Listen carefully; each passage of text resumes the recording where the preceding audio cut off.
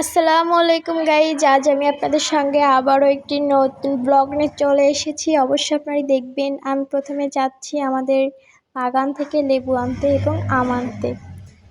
দেখেন কি সুন্দর সবুজ সবুজ বাগান, অনেক সুন্দর। যাই হোক, অনেক রোদ্দুর ছিল, অনেক কষ্ট করছি একটি ব্লগ করার জন্য। দেখেন কত সুন্দর সুন্দর আম হয়েছে, দেখেই মনে হলো আজকে বাসায় নিয়ে যেয়ে আম সেই স্বাদ করে খাওয়া হবে, লবণ দিয়ে ঝাল দিয়ে মাখিয়ে।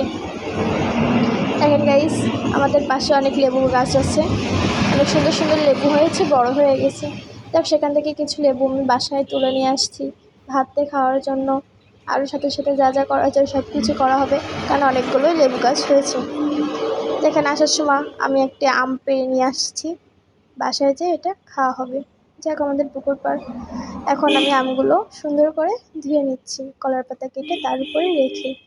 কি সুন্দর দেখা যাচ্ছে, দেখেন অনেক সুন্দর লাগছে দেখতে। তারপর আমি আমগুলোর মুখ সুন্দরভাবে কেটে নিচ্ছি।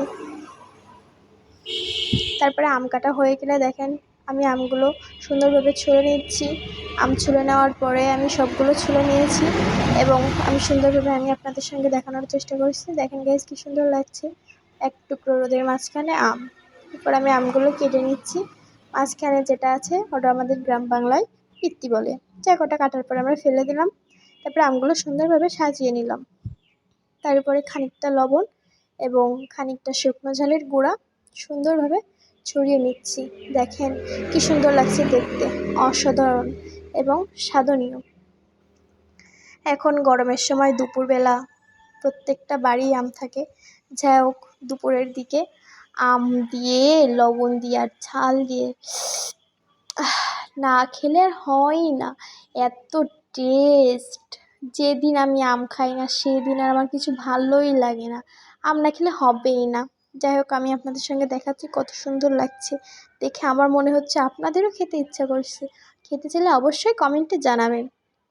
এরপরে আমরা সবাই মিলে একটা প্র্যাঙ্ক করছি যে বাসার সবাই মিলে একটা ঘরোয়া টিপস মুখে দেওয়া হবে।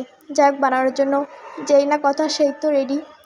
যে লেবু আমি বাগান থেকে নিয়ে আসছি সেটাই কেটে কুচু কুচু করে নিলাম। তারপরে টমেটো তুলে নিয়ে আসছি বাগান থেকে, সেটাও কেটে কুচু কুচু করে নিচ্ছি। কেটে আমি এইগুলো টমেটোগুলো একসঙ্গে সব অল্প একটুই তো ছিল, তার জন্য আর ব্লেন্ডারে দেয়নি, হাত দিয়ে যতটুকু সম্ভব হয়েছে ব্লেন্ড করে নিয়েছি। তারপরে লেবুর রসগুলো আমরা চিপিয়ে সেখানে দিয়ে দিলাম, টমেটোর সঙ্গে লেবুর রস চিপানো একসাথে। তারপরে আমি দিয়ে দিচ্ছি খানিকটা চিনি। এরপর আমি সেখানে দিয়ে দেবো ময়দা। তারপরে দিয়ে দিলাম কফি। এবার আমরা সেটা ভালোভাবে মিক্সড করে নেব। দেখতেও অসাধারণ সুন্দর একটা হচ্ছে, এবং কফি এবং টমেটোর জন্য একটা সুন্দর সেন্টও আসছিল। যাই হোক, এটা আমরা বাসার সবাই মুখে দেব, তাই যেটুকু হয়েছে সবার জন্য সুন্দর এবং পারফেক্টভাবেই